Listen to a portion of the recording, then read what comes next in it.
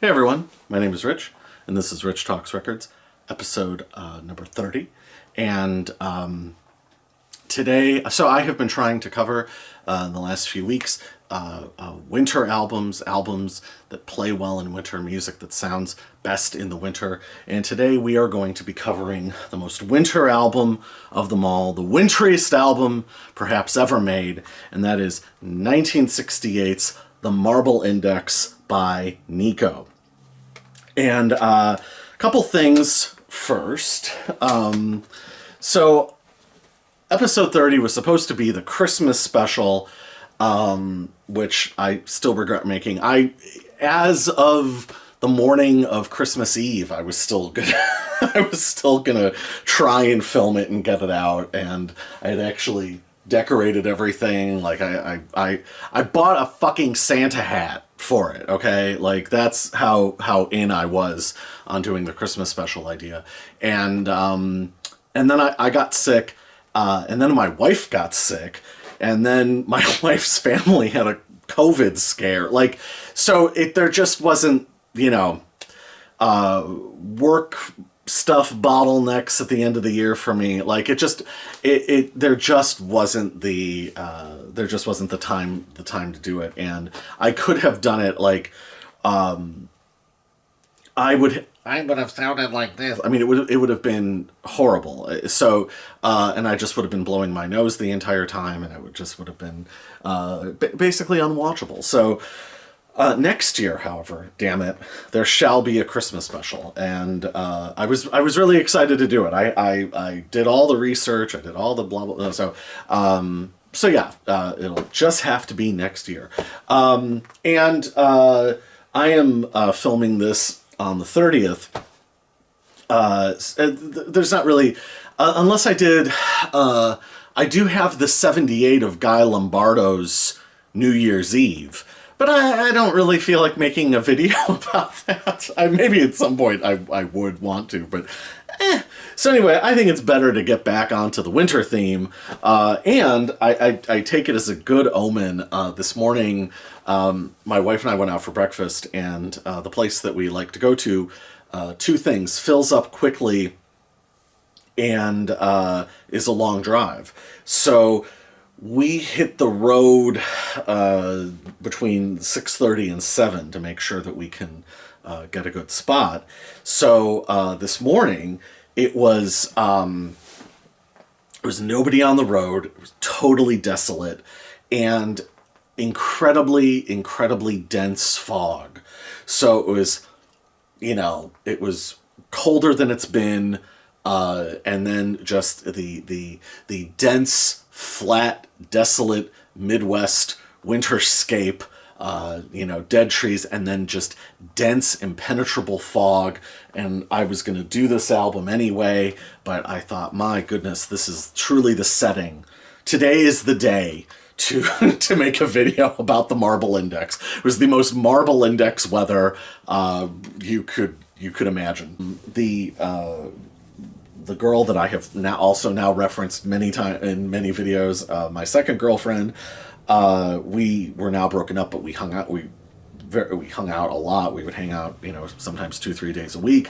And she had acquired a bootleg, and she was like doing her makeup or something. And there were times where she would take a really long time doing her makeup, and I was just hanging out in her front room, and she had music playing, and she put on a bootleg, this CDR that someone had burned for her, because this was the early days of burning CDs on a computer, which was a very sort of novel concept at the time.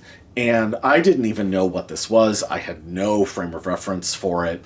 All I knew was that it was amazing. What it wound up being, and this was my very own bunk as fuck bootleg copy of it, was the Lou Reed, John Cale, Nico Bataclan show from the beginning of 1972. This was clearly just printed on a bubble jet. Look at this. And this is the CDR. I mean, look at this. Like, I paid money for this in a record store. Like, Look at that. That's absurd. Like, you can see through it. I can see the camera through this. So anyway, so I actually, but I had already heard it, so I forked out money because this was so good. Now, of course, this has been officially released. There's film of it. Like, you can, like, I'll link some of that stuff below. Like, so anyway, so the first, what, 6 songs are Lou Reed singing.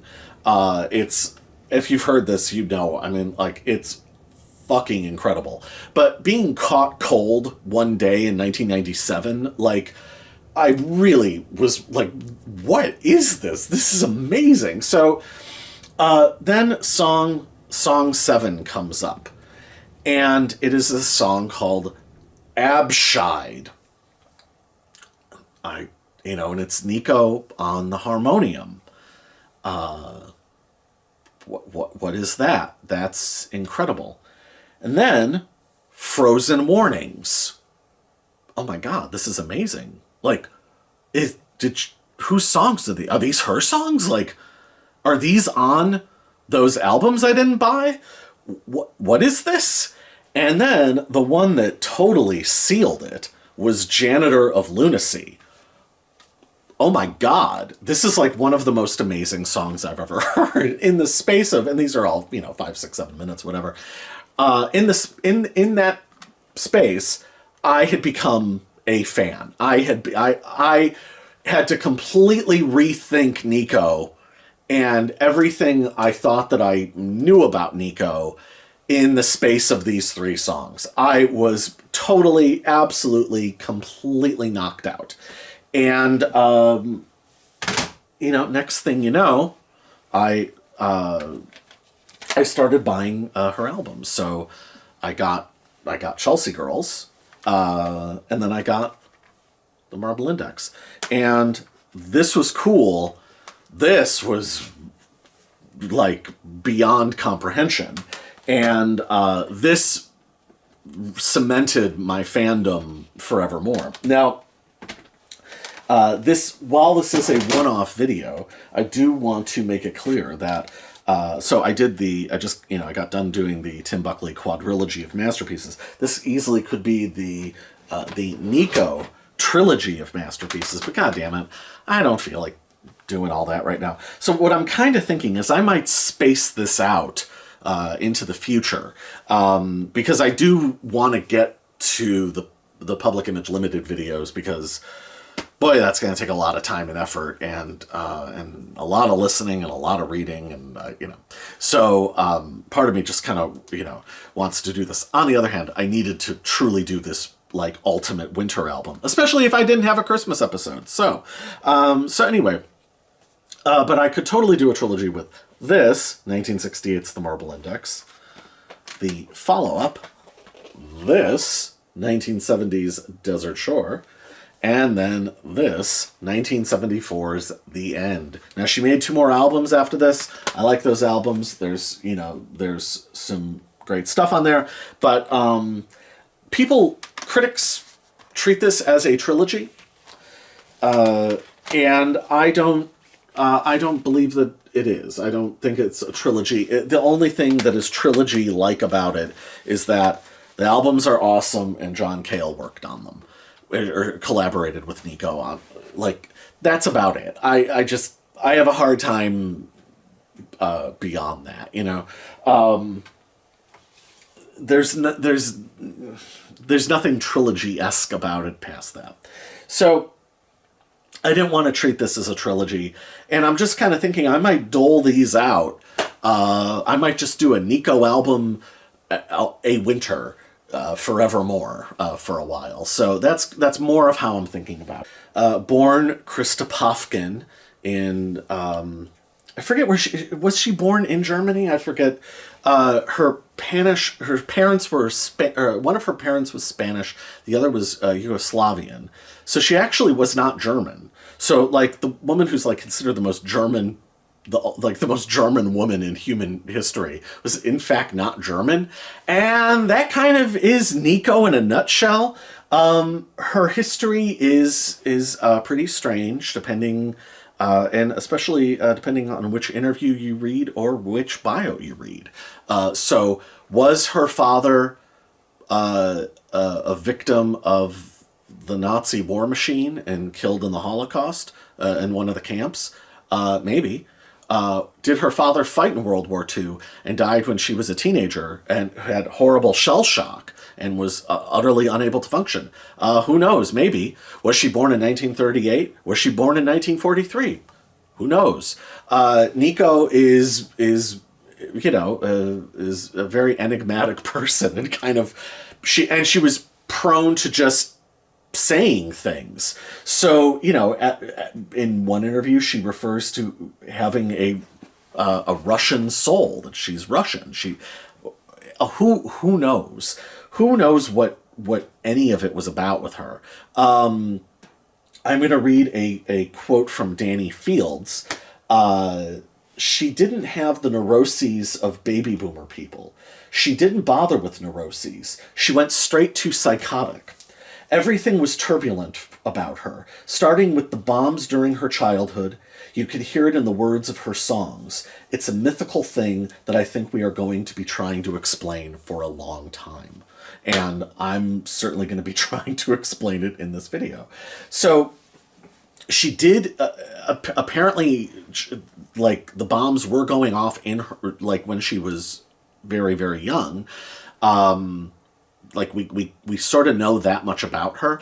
But, she wound up in, is it La Dolce Vita? She wound up getting into Fellini's masterpiece. And then a few years later, she worked as a model. And if you're familiar with, like, even Nico, in the 60s Nico, it is very jarring to see photos of her from her modeling days. To see her really, like, looking like, I don't know, like a pinup or something. I mean, it's very, very, like, it's very jarring. So, but she eventually finds her way to swinging London. She put out her first single. She put out her first single in 1965. So there is a certain amount of crossover with Marianne Faithfull. Sort of, kind of vagabond upbringing, right? And and then devastatingly beautiful, and then is brought into the world via a connection with the Rolling Stones. In this instance, Andrew Loog Oldham signed her to Immediate Records, and she did a single in 1965. Then young studio musician Jimmy Page at the helm, and did a cover of Gordon Lightfoot's I'm Not Sayin'. And that single, I feel like I've now heard that. Maybe it was used in a commercial somewhere. Like, you hear I'm Not Sayin' sort of around, like, and it comes up on, like, 60s mixes and stuff now, which is really funny. The B-side, which I'm now forgetting the name of, is actually written by Jimmy Page, and that's a really, really cool song. I'm just blanking on the name of it right now. She eventually dated Brian Jones, and apparently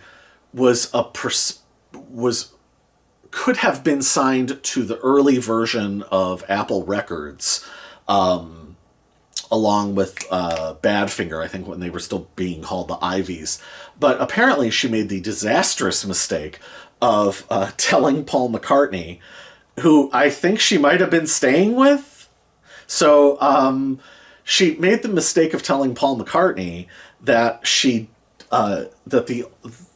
hated his part of A Day in the Life. So I guess he played her like an acetate. Like, I don't think Sgt. Pepper was out yet, and she was like, I don't want to imitate her accent I'm fighting the urge to. But apparently she was like, oh, it's so beautiful, and then it becomes a dopey pop song. That was the end. Like, that was the end of that. Like, so yeah. Though apparently, I don't have hard evidence of this, but apparently there was some sort of crossover between her and Yoko. Apparently her and Yoko did have some sort of interaction, and kind of like with Marianne Faithfull, Yoko got on with Nico, which I always thought was really interesting. So makes her way over to New York. Warhol puts her in the Velvet Underground. They make the first album. She's in the film Chelsea Girls. But towards the end of her time in the Velvet Underground, she makes her first album, and this was done for. Was it done for? Was it done for Virgin? That can't be right. Verve, that's what it is. Verve.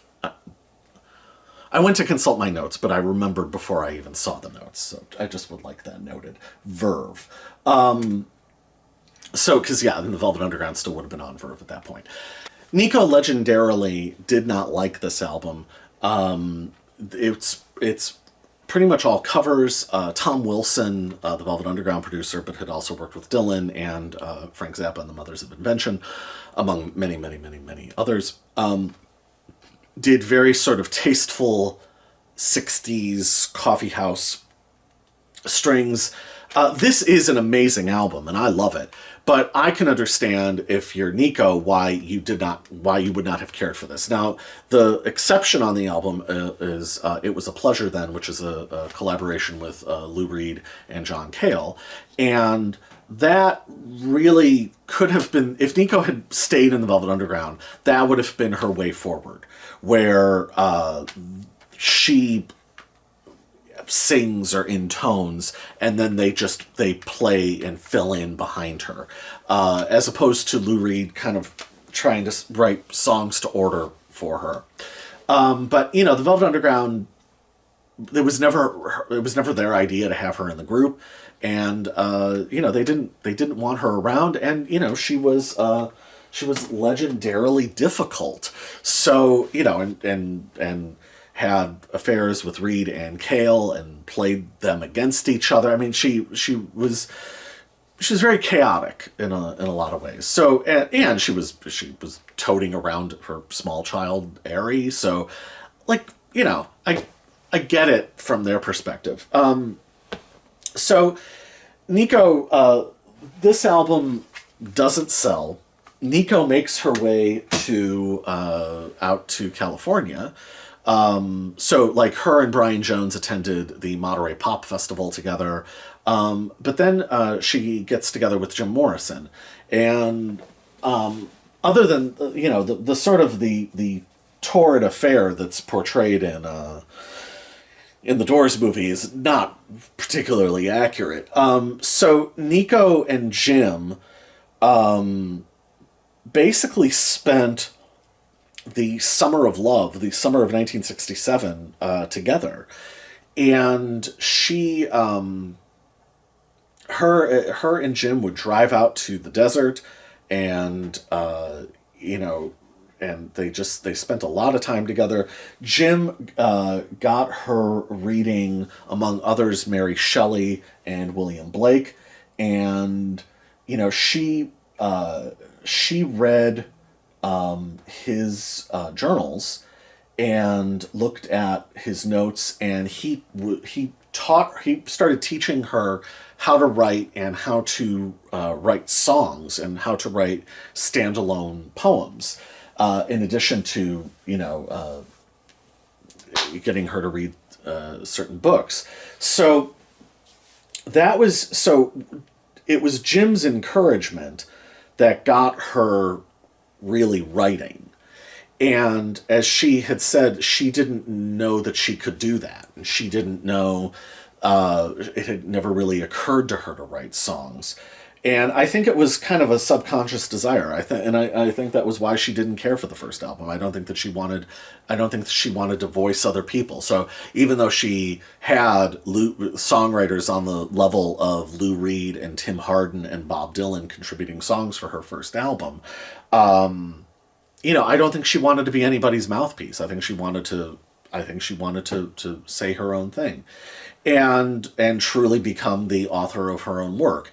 And so she took to writing. And so Nico was fluent in 7 languages, and so English was far from her first language. And it's interesting, in some of his later interviews, David Lee Roth talks about the importance of learning, of being at least bilingual, and the connectivity in cognition and brain activity that promotes. I wish I could. I was terrible. I only ever got down the road of Spanish. It was absolutely awful. I could learn the vocab, but I couldn't write sentences to save my life, or to get better than like a C minus. So I wish I had the facility for that. I truly do not. But Nico, in a language that, was, I don't know how far down the list it was for her, but Nico becomes a fluid, brilliant writer very, very quickly. There's not an awkward learning stage. And kind of a little like polystyrene, sort of emerges kind of fully formed as a writer. And it's interesting, she had been around the Beatles, she had been around the Rolling Stones, she was in the Velvet Underground, she was very close with Jim Morrison. So she had been around writers and writing. And people generally don't learn that through osmosis, or pick it up that quickly, especially in a language that is not their first language.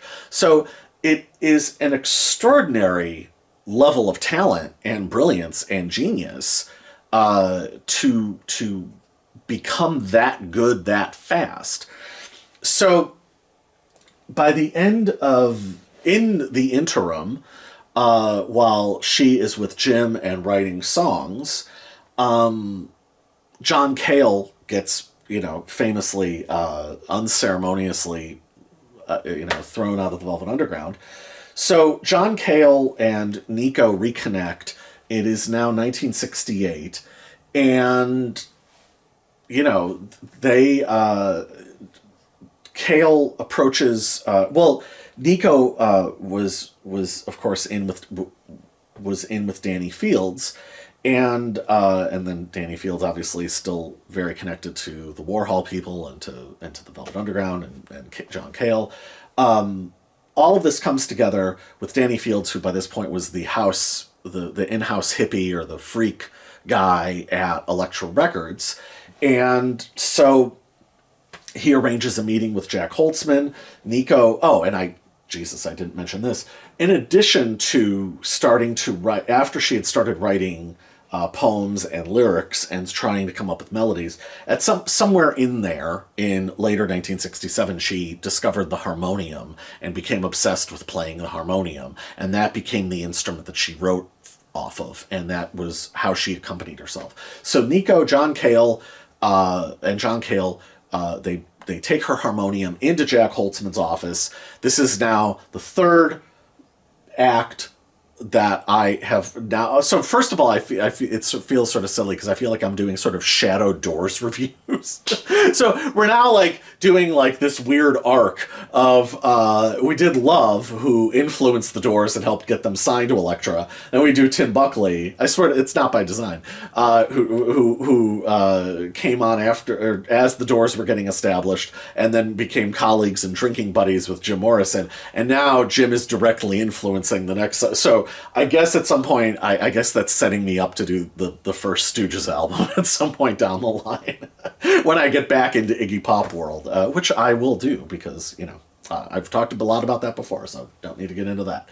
So, but they do this audition in Jack Holtzman's office. He understands that this is not going to be a big seller. He understands that this is like not commercial music, but he also understands that he is funding the arts. And it is hard to believe, but there was actually a time in this world where, whether it was Sir Joseph Smith at EMI or Clive Davis or Jack Holtzman, who understood that, or for that matter, John Hammond, but there was a time, as hard to believe as it is, where people understood that they were subsidizing the arts, and that was an important thing to do. It was an important thing for the culture, right, Edwin? For the culture. So, fucking right on. It is hard to believe that there once was a concept of subsidizing the arts and corporate responsibility around that idea, and not using that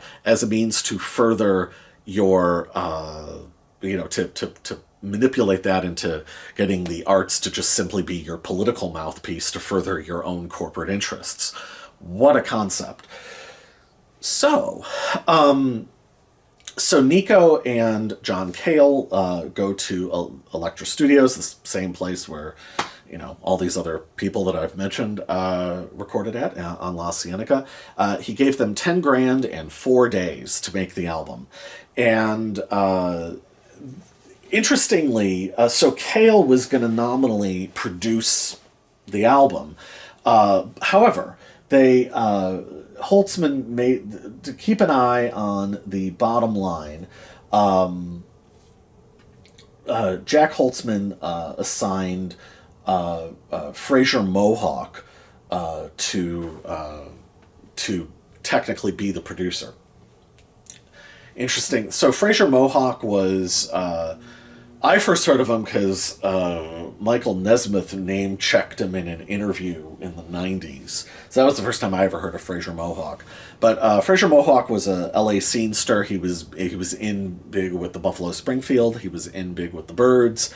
And then he eventually became, I guess, sort of a mid-level person in the record industry. I sort of don't really understand what it was that he did, but Jack Holtzman wanted somebody keeping an eye on the budget and keeping an eye on the level of productivity.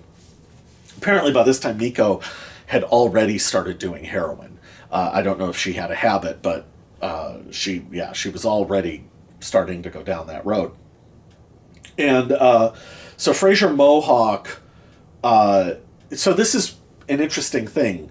This is part of the old school music industry thing about producers. What a producer and the business of Andy Warhol producing the first Velvet Underground album, right? The way that we think of producers, right? Our modern concept of a producer is really all down to one man and one man only. What a producer used to do, what a producer meant, was somebody like what's the guy's name? I can't even think of his name now. He was the Columbia Records guy, Mitch Miller. That's what it is. Which is, they would arrange the studio time, they would arrange the musicians, they would hire the person who was going to write out all the charts, they kept an eye on the budget, they kept an eye on, they kept everything moving along. They were the producer in the same way that a producer, of the way a film producer works, right? The idea of producer as director, and to go, and Phil didn't just stop there, he actually jumped 2 steps. Producer as auteur, that's Phil Spector. And someday I will do a Phil Spector video or videos, and I will get more into that. The whole idea, he shifted the entire definition of what a producer is. So when Andy Warhol, it was the producer of the first Velvet Underground album, that just means that it's like a joke riff on Mitch Miller. It's like a oh, we're gonna have this crazy avant-garde artist who people think is just like this, like something of a con man who paints soup cans. Could you imagine? He's going to be the producer because why? Because he was financing it. So he was bankrolling it. So that's why he's the producer. Warhol was just fucking with that, and which is what he did, which is one of the many aspects of his genius, is him just sort of poking around in areas, So, but the idea of production had already started to shift by that point, because, the let's put it this way: the door that Phil Spector kicked open, George Martin roared in behind, and then you had people like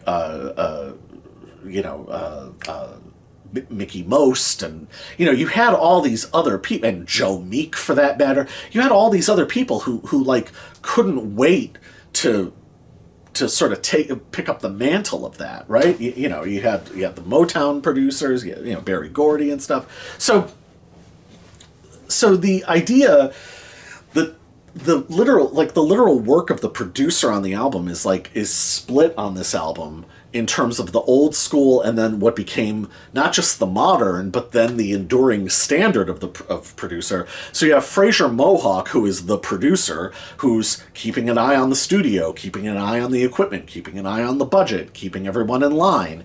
And then you have John Cale, who is the actual producer, who, in the same way that we think of producers starting with Phil Spector, but all the way into people like Dr. Dre or the RZA or whatever, or the Bomb Squad, you name it. That is, or DJ Premier. That's the, he's functioning in that capacity, right? So there's, this album is also sort of then at like an interesting crossroads, and in that area as well. And also, self-production at this point still kind of didn't exist. Was anybody producing themselves at this point? I can't really think of anybody. I mean, the Beatles were maybe starting to dip a toe in the water, but like Jimi Hendrix is still would have still ostensibly been with Chaz Chandler at this point. I think maybe this is when him and Chaz Chandler were starting to break apart. But the artist self-producing still, I guess Frank Zappa would have been like kind of the only one, that just didn't really even exist yet as a thing. So at any rate, that's sort of how this album came to be. So they had 4 days in the studio. I have read conflicting reports. The one thing that I've read is that Nico recorded all her stuff austere, just her and the harmonium. So the first 2 days were her and her harmonium, nothing else. And then the next 2 days were Cale doing his stuff, and then he played it for Nico at the end. I have also read that the way that this was recorded was that Nico would record, Cale would put his stuff on, song by song. So instead of 12 songs of just voice and harmonium and then him working on all 12, voice and harmonium, Cale would do his thing, then they would mix it, and then they did that 12 times. I've only read one account of that. I've read multiple accounts that it was split very evenly. Nico did all her stuff, Cale did all his stuff. She heard all of it at the end. So, and the way that this was recorded is Cale basically just kind of one-man band his way through this thing. So he recorded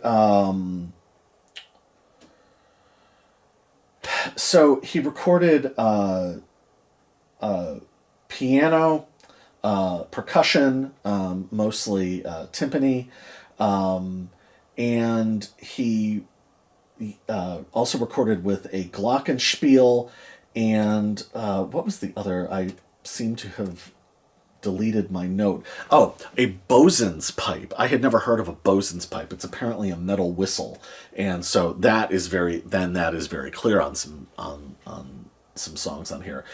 So I guess we can start getting into this very mysterious, very amazing, very perfect masterpiece of an album. Recorded in 4 days in September of '68, and then released in November of 1968, was the Marble Index. Now, one of the gigantic differences, this is the back cover photo if that comes across, is Nico had dyed her hair Henna read, as she had told, I think she said to Paul Morrissey, that she no longer wanted to be beautiful. And Nico, was a very, again, an enigma who hated her beauty and hated the attention that her beauty brought her. So, especially from the time that she started writing songs, she really wanted to be known as a songwriter and as a poet and as an artist. So, and that makes all the sense in the world. So, if you're writing stuff on this caliber this quickly. So, it's interesting.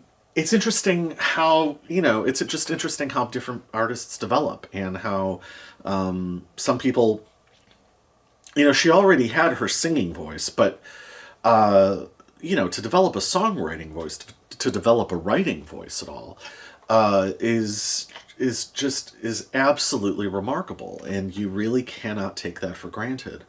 So, anyway, apparently Cale's methodology for recording, after she had gone through and recorded her vocals and harmonium across the first 2 days, I guess, was he just recorded disparate parts on the instruments that I named before, without any relation to each other, and then would sort of stack them together and edit them together. So this album is often described as modern classical, and I think that that's really the only way that you really can describe it. It has been one of the Nico said that her melodies were all from the Middle Ages, which is also a very good way of putting it. I talked about in my Fugs video the Thule Kupferberg's sense of ancientness and his sort of spanning time and also spanning, different European cultures. I touched upon that in the Tim Buckley videos. I think that Nico is one of the most sort of potent examples of that. So there's sort of elements of ancient German folk music, but really it's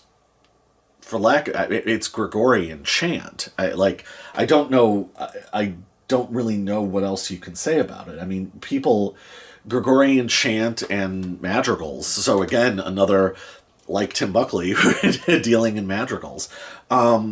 It bears seemingly no relation to really any music from the 20th century, other than the fact that it's directly influenced by her time with Jim Morrison, who, she later referred to, out of all the people that she spent time with, I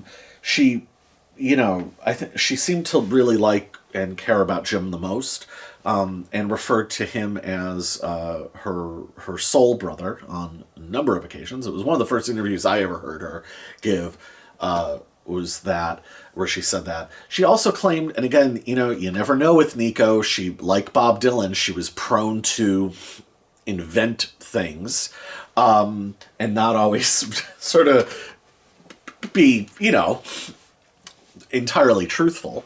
But she, was it Patricia Keenely? I think that was her name. Like her, she strongly implied, Nico once strongly implied, that her and Jim had done a, blood exchange ritual. So she did say a few times that she had his blood inside of her and that she would carry that with her for the rest of her life. So, Jim's influence on this album really cannot be overstated. And they were, they were kind of lunatics in tandem in a lot of ways. So anyway, I guess we will sort of get into it. The other thing about this album is just there's not much that can really prepare you for it. again, it kind of like Tim Buckley's albums. I like the one album that you could compare it to would be Lorca. That would be one. And good Lord, not much else. I will make a couple comparisons here and there. Really, this is one where the film references really come out. Nico said, and I quote, "I am a frustrated movie director. I always have to see a sound. I can't listen to it only." And I think, I think that there's a hell of a lot of truth to that. And then the just the collaboration aspect of it with Cale. But I think my sense of it was when I was much younger was that these were kind of in the same way that she was the mouthpiece for Lou Reed in the Velvet Underground. I initially thought, before I heard these albums, I initially thought that she was sort of then the mouthpiece for John Cale, and that really is not true. And the Marble Index and Desert Shore were reissued in 2007 on the compilation Frozen Warnings. And that really drives it home because there are alternate takes of nearly every single song. And those are, there's a couple alternate takes where there's sort of different production aspects or different instrumentation from Cale. But largely, it really is just Nico, the voice, and the harmonium. And she really is the author of her own work. And so not only are these all sole writing credits, the voice, the intensity, the vibe, the sensibility is really only enhanced by Cale. And this is not an instance of him creating backing tracks that a singer is then coming over. Like he clearly was working around her and not the other way around. So this really, again, I really want to stress what a dramatic emergence of a voice this was. I mean, this is incredible stuff. So, and what arguably Tim Buckley took a couple albums to work up to, Nico just truly arrives. So, the album opens with Prelude. It's about a minute long, and that is just a sort of delicate piano introduction that sort of hard cuts into the first proper song on the album, and that is Lawns of Dawns. So first of all, that is just as a title is an amazing image. And I was going to say the film references. What I would say about this is kind of like, though there's no funk, I mean, there's no rhythm, this is severed from the concept of rhythm largely, this album, and there's only sort of more symphonic type percussion, but this is probably, Lorca is probably the comparison, but Lorca also in the sense of late 60s, early 70s horror movies. I would say there is a lot of this movie, there's a lot of this film, a lot of this album that plays out like Salo, and those long, desolate scenes in the film Salo, if you're familiar with Pasolini's masterpiece. There are portions of it that are very, very close, I would say, to Fellini's Satyricon and the original silent Faust, the original silent film of Faust. Those scenes of like the conjurings on the rooftops they're just so hellacious and horrifying over 100 years later now. That's sort of, those are some of the images. The other what is it? Is it Revulsion by Polanski? There's maybe some of that, or the Fearless Vampire Killers. That's kind of the those are some of the closest comparisons that I can think to make. The other one is, and this is sort of perfect for getting into Lawns of Dawns, is if Horse Latitudes was primarily the type of music that they made, and they weren't a rock and roll band, a great rock and roll band first, or they didn't have like any blues or jazz influences. So Lawns of Dawns, the hard cut into the beginning of Lawns and Dawns, it's almost like late 60s psychedelic, almost like that initial like Saucerful of Secrets sort of wobbly psychedelia before the harmonium kicks in, and then there is Nico's voice. And I know that for some reason, some people seem to think that Nico has a difficult voice to enjoy.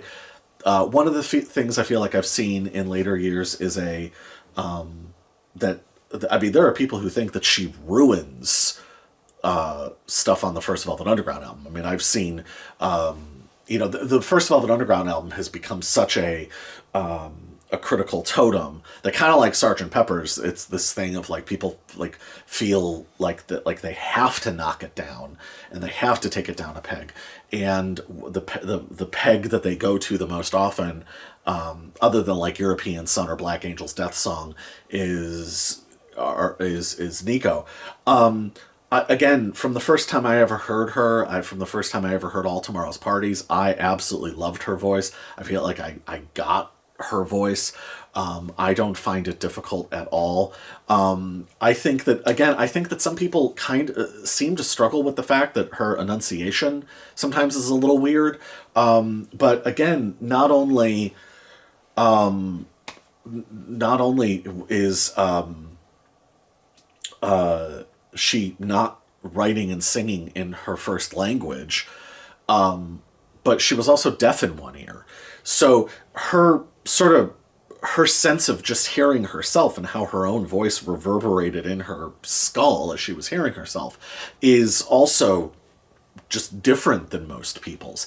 And I think that her singing and, the grain of her voice, I think is absolutely incredible. And I think the sense of that this comes from another time and another place is really just intensified. And I love the sense of remove. I think it's, and again, I mean, this is a cold winter album. This is ice and snow. This is flat, barren landscapes, and a horror movie playing out at a distance in the middle of a flat, barren landscape. So in the Tim Buckley video, I said I was talking about that in the Funkadelic album. If it was filmed in a field on a Super 8, that would be filmed maybe late autumn, early winter. This is after the snow has been on the ground for a long time. So, and being in the Midwest, I feel uniquely like it's uniquely relatable to big flat expanses of land. And and I will just say, I think the thing that a lot of people criticize, there's nothing there, it's boring, I love it. I love big flat expanses of land. It allows you to think. Bob Dylan talked about that. It allows you to think. It allows you to project.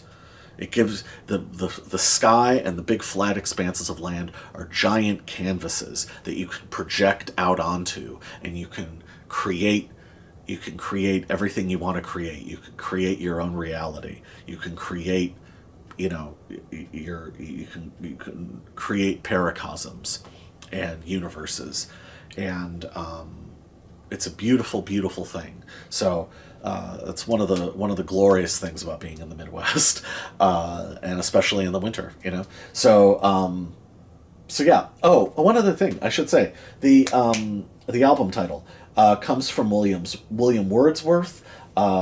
With his prism and silent face, the marble index of a mind forever, voyaging through strange seas of thought alone. My God, that's this album. Good, like I don't know that it gets more perfect for that than that. So that's the marble index. Even that. I mean, the the expanse. I mean, and I guess that's why I would make the subconscious connection to Salo, because it's just these endless marble hallways, right? And just the marble index. That's what this is. It is, even though it's wide open, there is something imposing about it. Is it possible to feel claustrophobic? I guess there is a word for it, which I now forget. But the opposite of claustrophobia, where you're then afraid of the open space. That's what this album presents. So Lawns of Dawns is just a visionary piece of songwriting, but in the musically, between the harmonium and I would imagine whatever Cale is putting through the Leslie speaker, because that's what it sounds like, is just, it's very seesawing and back and forth. And Nico learned to play the harmonium in a fairly rudimentary sense. She would just sort of do one or two chords back and forth, or one or two notes back and forth. And so that's why all of her melodies are so just sort of, these just sort of, I don't even know, tanks riding over the snow. Then or maybe even, perhaps even a horse going in a straight line on the desert for this album. So it's, it's, I think the lyrics of Lawns of Dawns is very Jim, are some of the most Morrison-esque. Also some of the most relatable, and some of the probably the least obtuse. There's a lot of self-questioning, and there's an acute level of uncertainty and self-doubt, and but then also at the same time visionary and hugely expansive.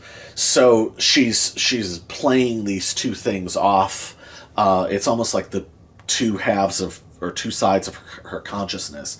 It's an amazing song. But then it just sort of ends. Like, it just sort of ceases. And then we get into, Prelude setting it up, Lawns of Dawn's great, but then we go into a whole other level of greatness and a whole other level of uniqueness.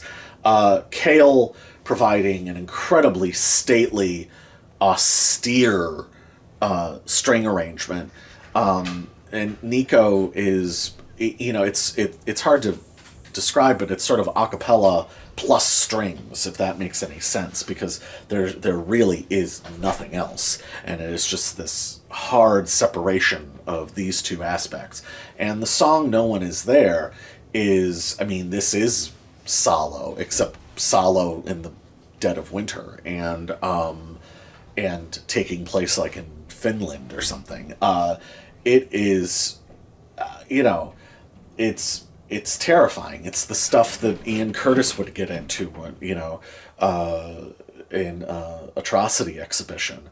Except I think the austerity and her voice makes it, I dare say, that much more powerful and that much more unique and that much, again, outside of time and space. She sounds like she's singing in a cathedral. In an empty cathedral, at dawn, and just the sense of truly like wide open space, and the lack of musical accompaniment gives her voice the room to breathe, and her phrasing and the way she extends phrases, it's that much more powerful and that much more emotionally gripping. And you're there with her in this, I mean, I've talked before about albums that play as films or novels. I mean, this is one of the ultimate, my God. And, so just, and the lyrics are like, Jesus, the lyrics are fucking perfect. I mean, this is like perfect, brilliant, imagistic poetry. This isn't even, again, I want to hammer away at this. This isn't her native language. This is hard to do. This is her first album that she's writing by herself. This is hard to do. There's not a woodshedding period. There's not, posthumous releases of how she got from A to B. This is, I mean, she's writing at this, she's like one of the greatest songwriters in the world. This is the third song on her first self-authored album. No One Is There is one of, I mean, it's absolutely, even the concept of no one is there, it is absolutely fucking terrifying. And the sort of the horror, the horror and blood sport, and skullduggery all happening in the mind, and that no one is there, that there's, that it's ultimately this circuitous route of self-torture and hallucinations that you cannot escape. This is it's very, very intense stuff. And again, her singing, I mean, you are in the void of the nightmare with her. It's incredible. The next song then is one where the bosun's pipe and the harmonium really collide, and this is again more kind of Horse Latitudes, uneasy, seasick, seesawing music, and that's Ari's song, and Ari's song is her ostensibly a lullaby to her young child. How old would he have been by that point? Maybe 3 or 4, and to dream and to find light and joy. But I mean, coming out of Nico's mouth, and to escape into the world, and to escape into fantasy, like, and which in a sense is horrible advice for a parent to give a child. It's like, parents need to prepare their children to live in this world, for good and for bad. And so there's and Nico, without getting too deep into the history, I tried to avoid this with Dream Letter with Tim Buckley. Nico was perhaps not the greatest mother in the world. We'll leave it at that.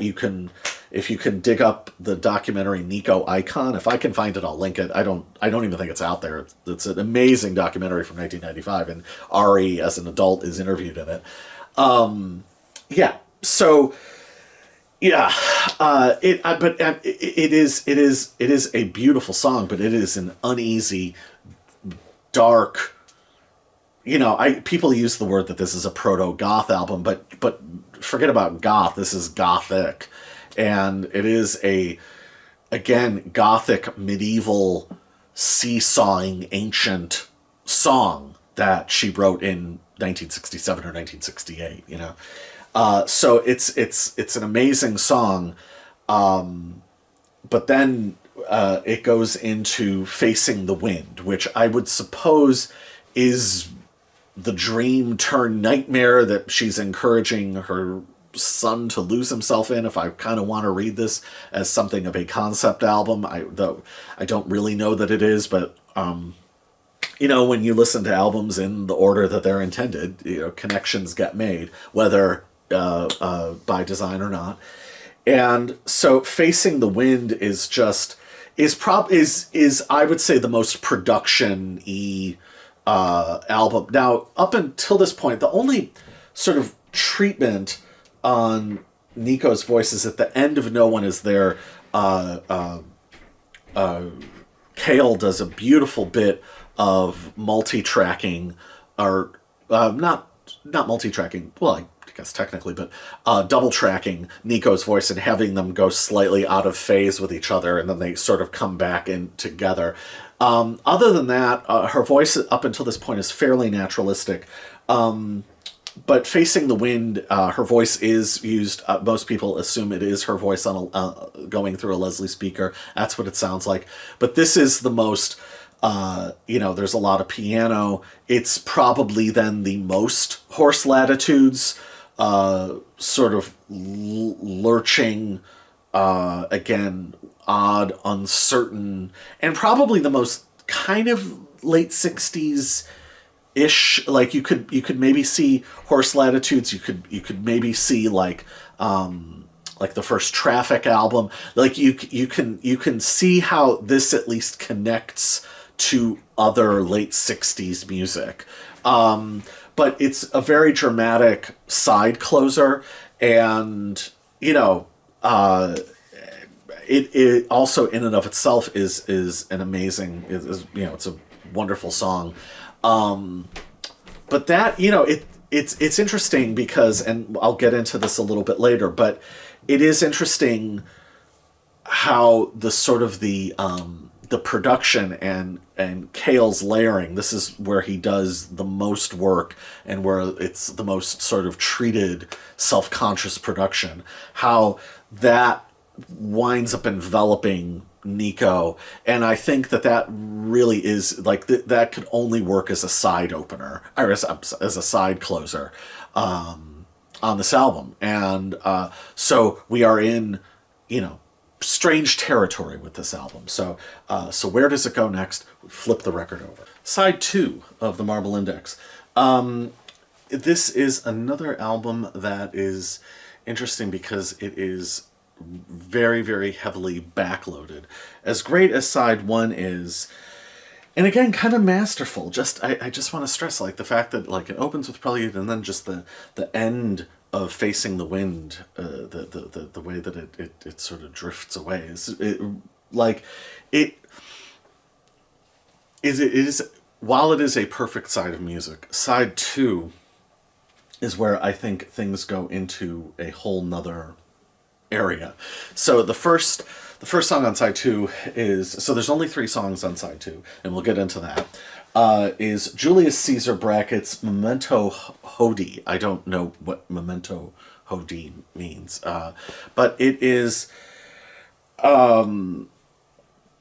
this is like, I'm gonna say, I'm probably gonna say this about all 3 songs on side 2.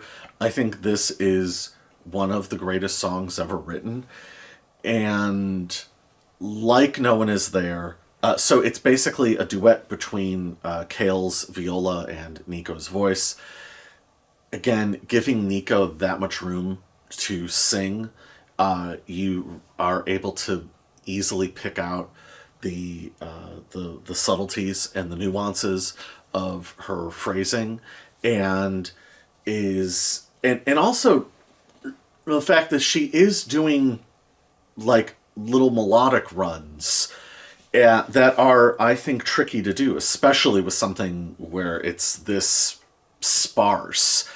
And the lyrics, I mean, Jesus Christ, I mean, I really want to stress, like, this woman as a poet, as a fucking creative visionary who, in the space of one album is a direct peer and colleague of her soul brother, Jim Morrison. Like, these lyrics are absolutely phenomenal. I mean, it is this imagistic, visionary, weirdly touching and moving portrait of Julius Caesar, and then the implication of his assassination. And again, I mean, I don't really know what else to compare this to. And and the refrain of mirth, birth, reverie, and what she does with it. It is a melodically brilliant, beautiful song, and I don't I I really struggle to think of sort of like who is writing stuff on this level at this point. It's another, I mean, it's another step beyond. I mean, for all the credit I give to Mick Jagger for writing something like Sympathy for the Devil, this is sort of like, I dare say, another step even past that because of just the sheer otherworldliness and out of time aspect of it. It's, you know, yeah, I struggle. It's absolutely perfect, and just the fact that like Cale knew when to lay back and just let the voice do the work, because this is a singer's album, as much as I talked about in the Marianne Faithfull video, that's a singer's album. Or I talked about certain Sinatra records. Obviously, all Sinatra albums are singers' albums, but this is a singer's album. It's just that it's such a highly unusual, Teutonic, intense voice. So yeah, Julius Caesar is like, I think is absolutely masterful in terms of its performance and its songwriting. I sort of don't know what else to say, you know, and just and the sort of the vision of horror, the vision of violence, but it's all sort of done in cutaway, you know, and otherwise she focuses on, again, just these really really beautiful details. So her command of detail and then pulling back to sort of not just imply the assassination, but sort of to imply the scope of his life. Amazing. Amazing. We then get into another one of the greatest songs ever written. Like, we get into Frozen Warnings, and another brilliant, imagistic, but brutally sparse. This has the harmonium on it, and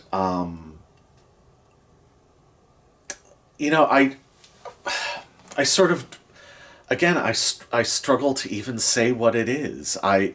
Other than so, all three songs are very much of a piece on side two, in, like I said, in terms of just how Spartan and sparse and desolate and Teutonic and they really do feel like they are out of the Middle Ages. It really does feel like Gregorian chant, except Frozen Warnings is, I mean, it's Frozen Warnings. It's fucking terrifying. It implies all sort of hell and occultic fear, and ancient pagan fear. She is, she's taking a face from the ancient gallery and walking down the hall. I don't know how else to put it. It is another step past the phantasmagorias of the end. I mean, it's fitting that if it is a trilogy, that the end is that she covers that, or any number of songs on Strange Days. I mean, this is I guess Strange Days taken to its most un-pop song, sort of appealing, like not unappealing, but just that there's no pop sensibility of Robbie Krieger, there's no rock and roll sensibility, there's no rhythm and blues, there's no jazz. It is just those sort of square root Eastern European impulses taken all the way to the extreme, and this is weirdly deeply evocative music, but not evocative of passion, but evocative of, again, some sort of subconscious fear, and some subconscious sense of terror, and the terror of ancient life, and yeah, I don't know, the horrors of some sort of pagan invasion or something. I don't know.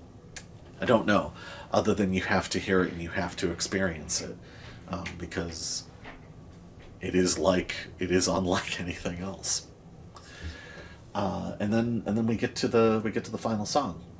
We get to the end of the album, Evening of Light. And Evening of Light is where the implied violence or terror of the previous two songs, where the unease of the first half of the album comes to its terrifying crescendo. And this, I guess, I don't know, it sounds like a treated harpsichord. Nico references mandolins in the lyric. It might be some sort of mandolin that Cale has messed around with. I don't know. But this is the most production-heavy song on side 2, but it's nowhere near some of the layering that he does on side 1. But this is, it's nearly 6 minutes, and it builds in intensity. What Cale does with what I guess would be a cello, and then a timpani, and then the most he lets loose on viola. So the closest he gets to some of the stuff he does on Black Angel's Death Song, or some of the like Hey Mr. Rain, his or I guess Venus and Furs too, but it's his most out there, it's his freest viola playing.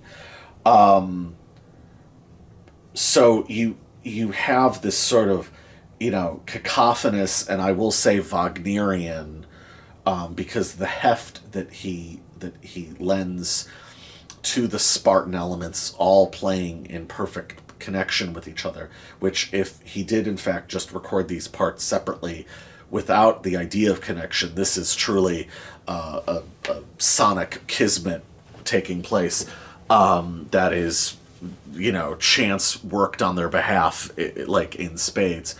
But the sort of the repeated incantation aspect of what Nico is doing, what Cale is doing is heightens everything to such dramatic, unbelievable effect. But then there's what Nico is doing, and she is, this is one of her greatest songs, one of her greatest performances. All of side 2 is basically one extended kind of perfect performance. And what is implied, this is the horror at the end of the movie. This is the violence played out. And just I think, echoing again, No One Is There, the sort of the sheer horror of the concept itself, the horror of the evening of light, like something that tends, unless you're only in certain parts of the world, the thing that sort of doesn't occur in nature, or using that as a way to describe when you are out of time, out of phase, you're in your own mania, and things are hyper real and take on some extra dimension of strangeness or seeming wrongness, because you're sort of seeing everything as it happens, and again, just in these like hyper real, hyper manic states. This is the ultimate sort of evocation of that. If the rest of the album is the invocation of it, this is the horror made into the reality that you are now subjectively experiencing. it's terrifying. It's terrifying. And it is an unbelievable way to end the album. Side one is basically perfect. Side two is perfect. Like I don't know that I don't know that you have a better side of music than that. You know what I mean? It's up there with whatever other sides of from like of side one of Lust for Life or whatever, like, you know what I mean, side two of Ritual de la Habitual or something like where it's like, yep, music kind of doesn't get better than this. So yeah, so it's a very short album. It's only like a 30-minute album, and you could say, well, why is it such a short album? By the way, this is the 1991 CD reissue, and we're gonna start getting into all of this now. So for all of the talk of, oh, Mohawk Fraser did nothing, he influenced nothing, Cale. So what I should say is Cale did his stuff over the course of the 2 days at the studio, the studios, the Elektra Studios on La Cienega, and then played it all for Nico. Nico listened to everything, and Nico was very critical and very intense, and Nico burst into tears when the album was done and told Cale how beautiful it was. So like she loved it. And why wouldn't she? It's a perfect masterpiece.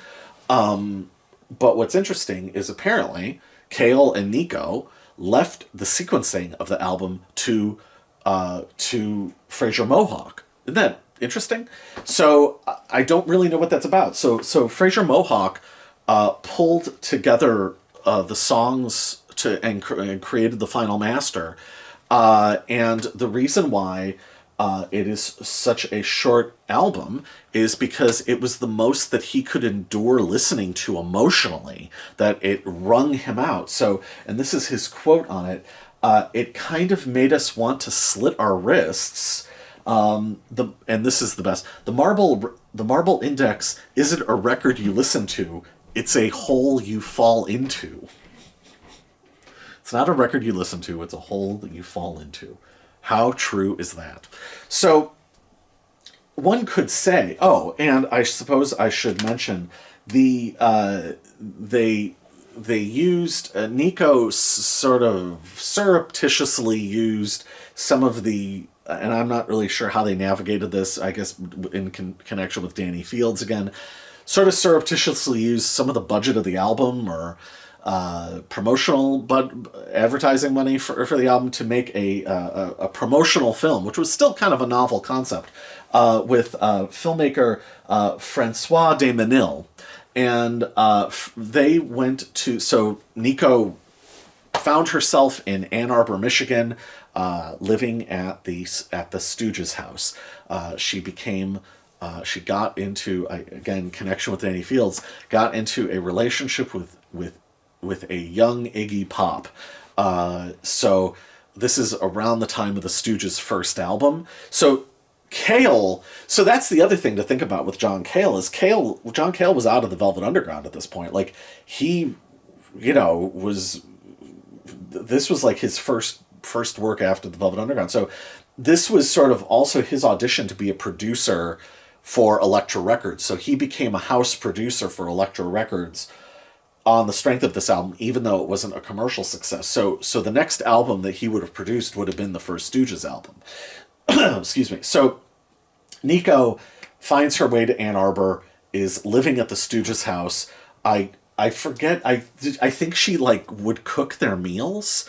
It's really, really weird to think about. And I don't want to get into any sort of salacious details, but she introduced the young Iggy Pop to it was his who she would call Jimmy, which is kind of adorable, but it's just sort of funny to think of her referring to him as Jimmy, but she turned him on to his first exposure to heroin, because I believe the way she talked him into it was, for what you do, you need to be corrupted. Which is, I feel like, a very Nico sentence. And then she also apparently taught the young, so I mean, he would have been 22, 23. She taught him how to go down go down on her. So that was, I hate sort of, but so those were like those are like the two things that get talked about. So I guess I need to repeat that here for whatever the hell, who knows, reason. But the promotional film was shot in Ann Arbor and is, I wish that it had been an entire film, because it's it's basically a horror movie. It's basically like a trailer for a horror movie. And all the stuff that I've talked about, and I had seen parts of it before, but I had never seen the entire thing until not that long ago. And I'm going to link it below. I strongly suggest you watch it. It is an amazing piece of, like, short piece of experimental film. It's on the level of what the Beatles were doing, their stuff. It's on the level of the Stones' "We Love You" or "Child of the Moon" promotional clips. Like, it's just a beautiful, beautiful piece of weird experimental short film, but it's also horrifying. Iggy and somebody else, I don't know who the other person is, are playing sort of like jester figures. If you've ever seen Iggy with the Rational t-shirt, and this is still when he had the perm, and he was wearing the Jim Morrison leather trousers. So they are in a barren, I guess, cornfield in Michigan in the winter. It looks cold as hell. Nico is in a white robe with the henna dyed red hair, and in barren fields, and they're doing sort of like a mock, like, crucifixion scene, and then there's disembodied mannequins that are then bloody, and Iggy is biting them, and they light the cross on fire, and the cutaway shots of Nico's red hair and the, like up against the flames, like it, you know, it matches the otherworldliness of the music and the sense of what in the hell is happening here. So it is. It's Iggy, I guess, plays like the id character or something. I'm not entirely sure of what's happening, but it seems very wrong.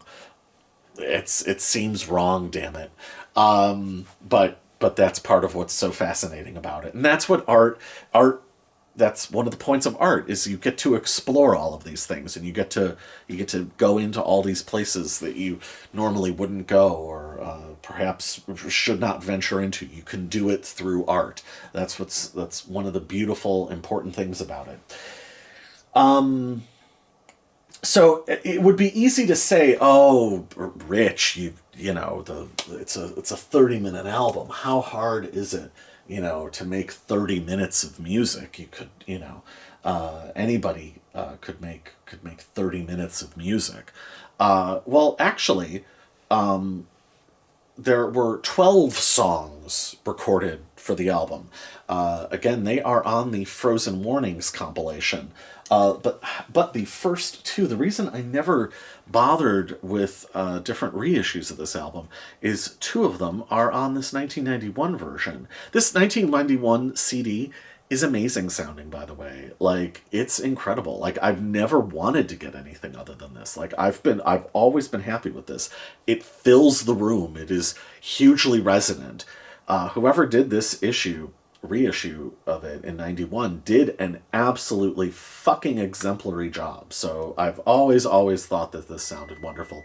So two of the songs are on here. The other two songs are on the Frozen Warnings compilation. So we will talk about those. Right now. Okay, so every now and again, we get into bonus tracks or supplementary material that I really, really stress that I think that you should check out, that I think are absolutely 100% crucial to the understanding of the work and to just your listening enjoyment. The 1991 version of this album, because it's so short, bumps it up to 37 minutes with the addition of two more songs. So,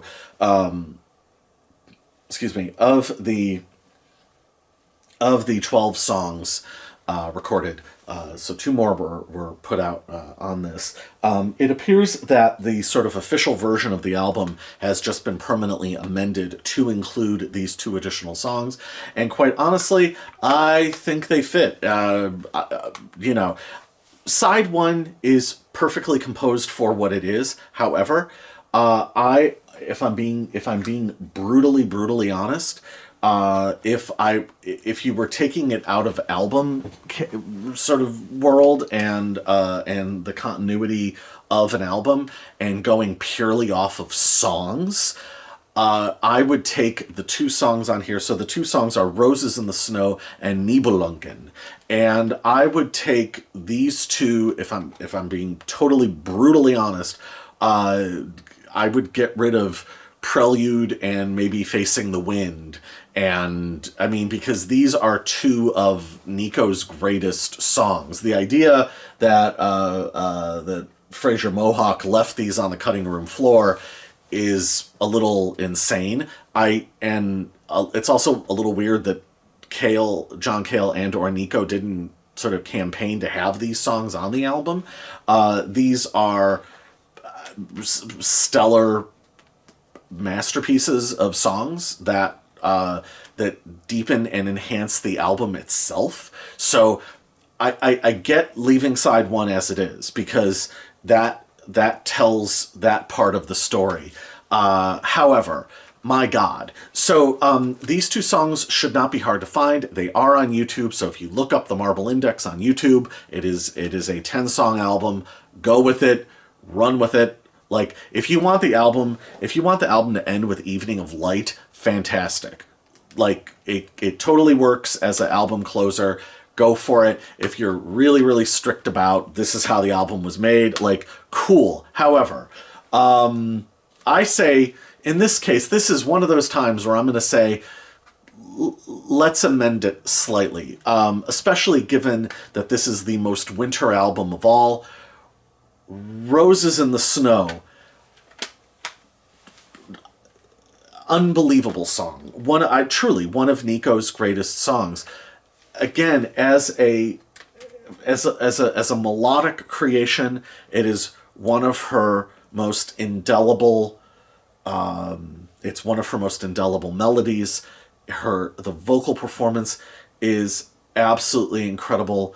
The backing, again, I mean, it's Roses in the Snow. It is another piece of psychological horror, like, it only enhanced and made all the more intense and all the more immersive, I guess, by what Cale is doing.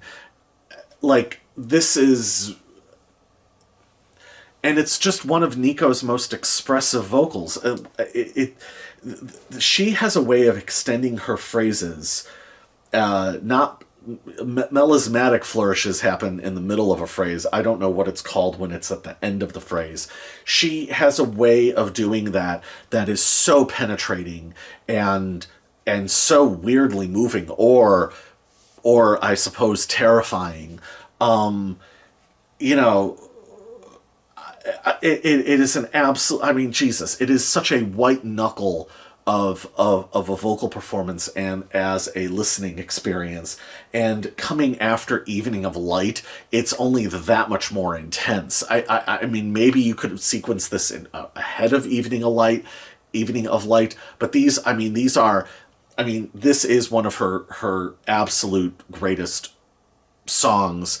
And if you want to think of it in terms of extending the album, it just extends the sort of maybe it's the aftermath of the horror, the discovery of the horror.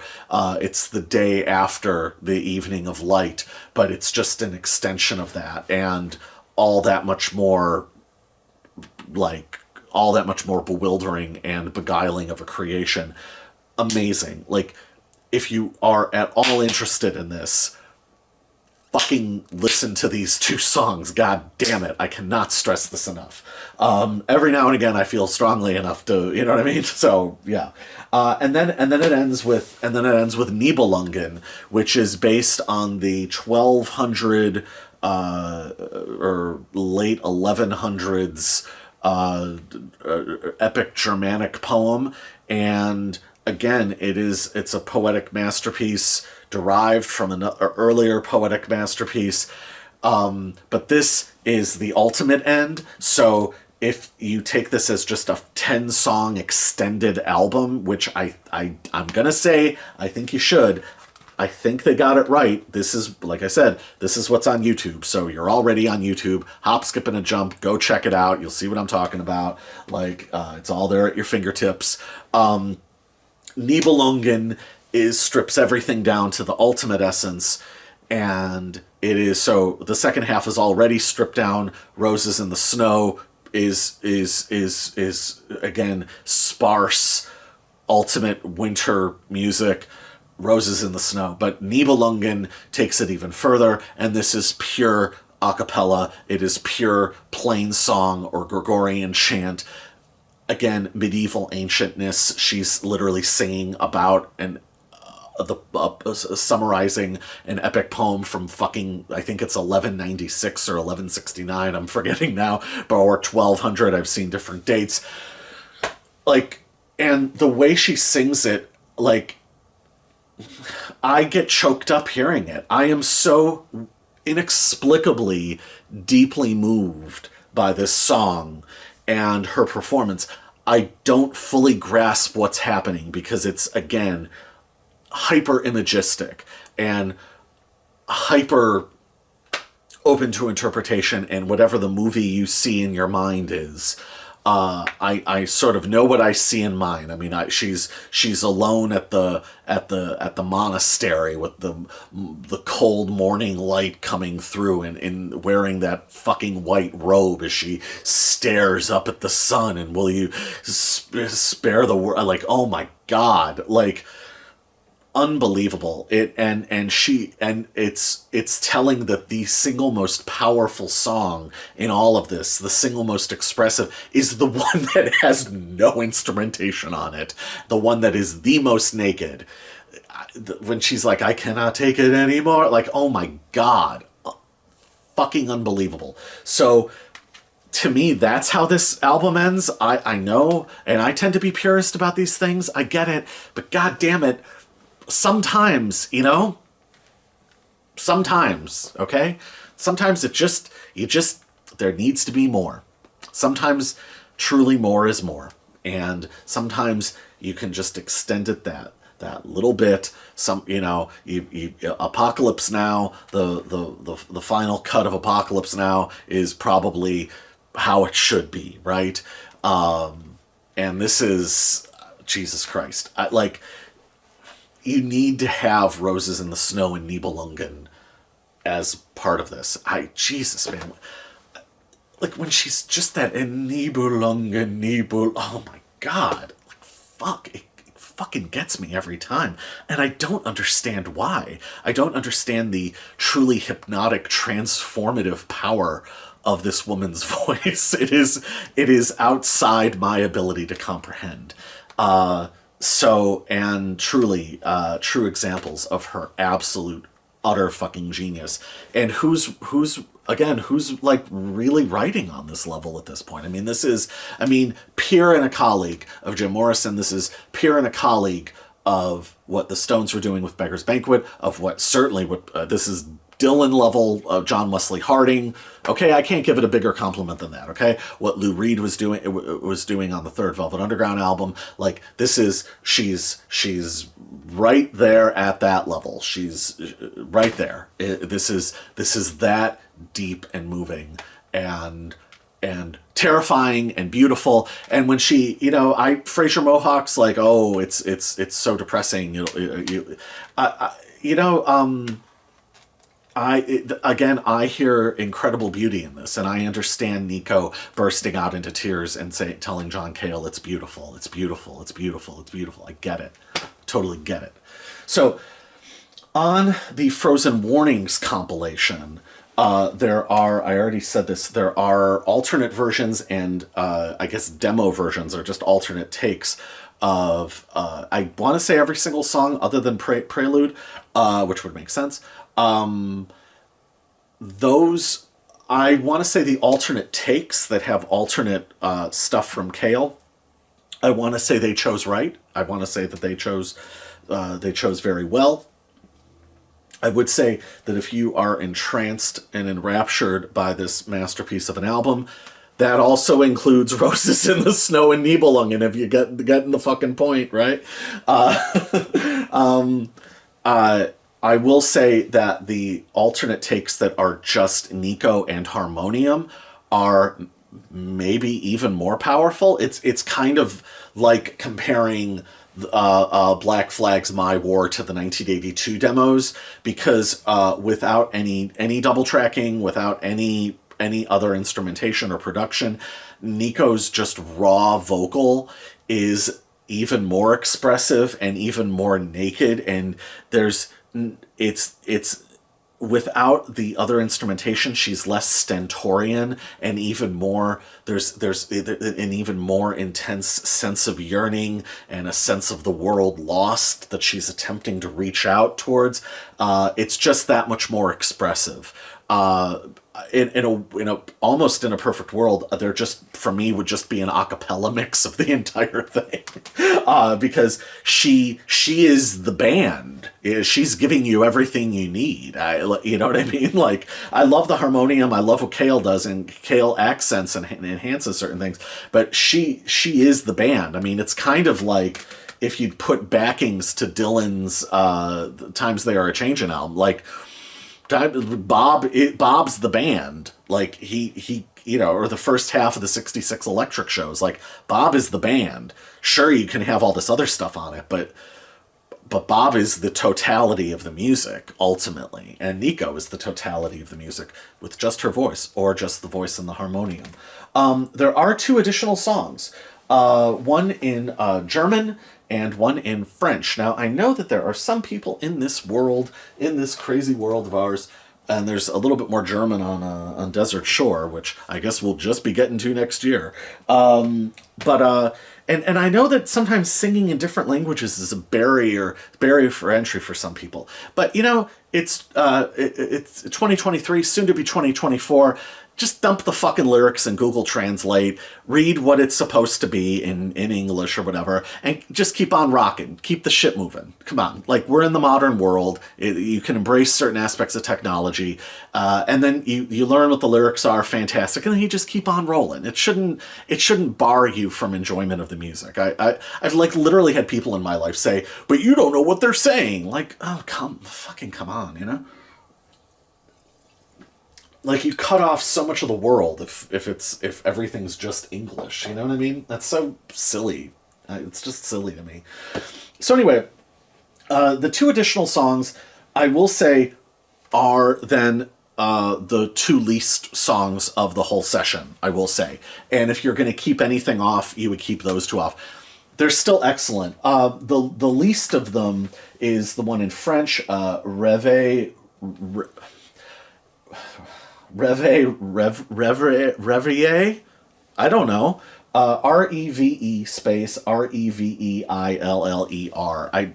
I never get French pronunciations right. Watch a lot of Godard films, still can't work it out. I don't understand how French works. I can kind of muddle my way through phonetically through like Spanish and German and stuff, but French is forever a mystery to me. A beautiful set of lyrics, really, really Spartan, but I think, and it's interesting to hear her sing in French, she certainly pulls it off, but like I said, I think it's a little too sparse and Spartan, and I think it relies just a little bit too much on atmosphere. I think in anybody else's hands, this would be an amazing song of theirs. It's only by Nico's ridiculously high standards as a set of lyrics. If you throw it into Google Translate, great set of lyrics, amazing, again, imagistic, terrifying, psychological horror. It's amazing. But I think in the course of this, I would say if you're going to listen to it in its 8-song state, sure. If you're going to listen to it in its 10-song state, which you should, I don't want to over-egg the pudding by putting that song in addition. Do you get what I'm saying? Right. So it's only after you've really gone into this that you should check out that song, which I'm not going to embarrass myself and try to pronounce again. And then we have the final song, Sagen die Gel... Fucking... Sagen die Gellerten. Sagen die Gellerten. Gellerten. Nein, zwei, drei, vier. So, yeah, clearly I can't speak German. But again, throw that shit into Google Translate. Fucking really, again, terrifying psychological, like horror movie, just horror movie. Like this is Edgar Allan Poe fucking level scary, like grotesqueries and horror. But an amazing song, and she's duetting with herself. It's really fucked up sounding. Like she sounds like she's duetting with herself, and part of the time it sounds like she's singing backwards, and like it's like going in and out. Like it's very, very, very freaky. It's freaky stuff. And would it have fit on the album? Maybe. But I kind of feel like if the album had had a standalone single, which is sort of an absurd notion, this would be the great B-side. You know what I mean? It would be like a perfect B-side. Again, 8 songs, 10 songs here. These 2 other songs would be like cool B-sides, and perhaps that's how they should be treated. So check out the Frozen Mornings compilation after you've gone through this, right? Right. So anyway, Happy New Year's. So that sort of wraps things up here. Happy New Year's. Thank you for watching. I'll be back in a couple weeks. We're going to be starting the Public Image Limited saga starting in 1978. Damn it! And I've been doing all my research for that, and boy, is that going to be a sprawl. So if I spent 2 hours on this, I cannot imagine what I'm going to do with that. So yeah. A couple new subscribers. Thank you. Welcome. We are marching towards the 100 subscriber special. I'll announce that when the time comes. It's very exciting. But I will see you in a couple weeks. Happy New Year's. I hope 2024 is wonderful for you, me, and like all of us, everyone else. And yeah, so I will see you. I will see you in the next. See you soon in the next video. Bye.